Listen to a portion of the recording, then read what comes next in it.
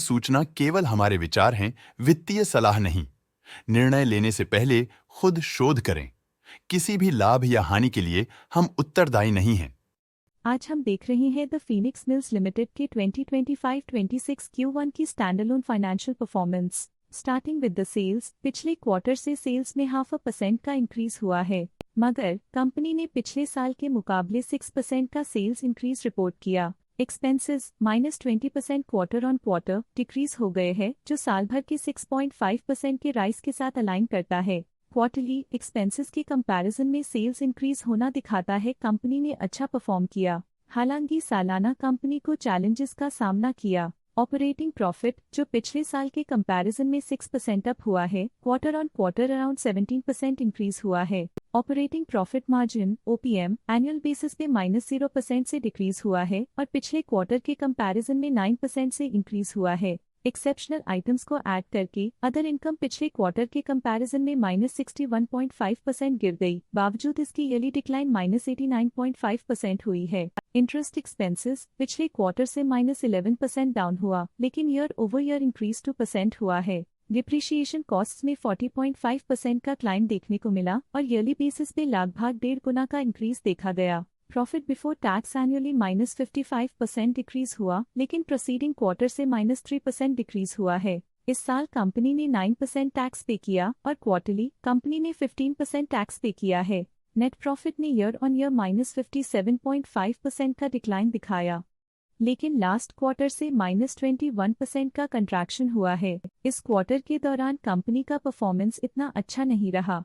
Negative net profit losses को indicate करता है। वहीं अगर एनुअल एनालिसिस की बात करें तो साल के दौरान कंपनी का परफॉर्मेंस अच्छा नहीं रहा। नेगेटिव नेट प्रॉफिट का मतलब है कि कंपनी प्रॉफिट के कंपैरिजन में नुकसान उठा रही है। अर्निंग्स पर शेयर EPS में ईयरली -57.5% का डिक्रीज देखा गया, लेकिन क्वार्टरली में 21% की गिरावट भी नजर आई। इस क्वार्टर में कंपनी का EPS इतना अच्छा नहीं रहा। नेगेटिव प्रॉफिट कमजोर एफिशिएंसी को दिखाता है। द फीनिक्स मिल्स लिमिटेड के फाइनेंशियल स्नैपशॉट को रिव्यू करते हुए कुछ मुख्य ट्रेंड्स सामने आए हैं जो कंपनी की परफॉर्मेंस पे रोशनी डालते हैं। जून 2022 से जून 2025 तक द फीनिक्स मिल्स लिमिटेड की फाइनेंशियल जर्नी में सबसे पहले बात करते हैं सेल्स की। इस साल सेल्स में 6% की वृद्धि हुई है और पिछले 4 सालों में 37% की वृद्धि हुई है, जो एक निरंतर अपवर्ड ट्रेंड को दर्शाता है। पिछले साल की गिरावट के बाद इस साल सेल्स फिर से बढ़ना शुरू हुई है, जो सफल रिकवरी स्ट्रैटेजी को दर्शाता है। अब बात करते हैं एक्सपेंसेस की।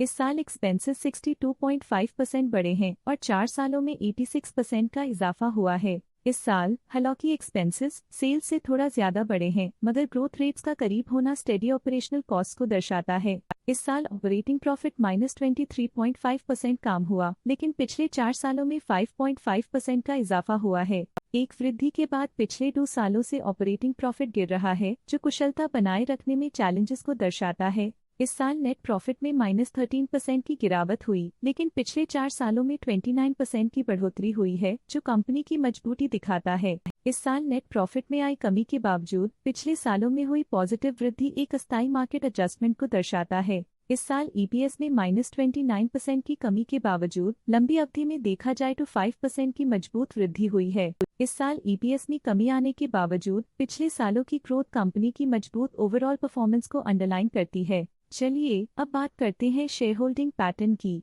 द फीनिक्स मिल्स की शेयर होल्डिंग रिपोर्ट्स कुछ इस प्रकार की हैं, जो अननोन 2025 के तक चलता है। ये रिपोर्ट कंपनी के शेयर्स की डिटेल्ड जानकारी देता है, जिसमें promoters, promoter groups, foreign investors, public investors और सरकारी एंटिटीज शामिल हैं। पब्लिक हेल्थ शेयर्स का परसेंटेज 2025 के में 3.99% से 2025 के में 3.74% तक डिक्रीज हो गया।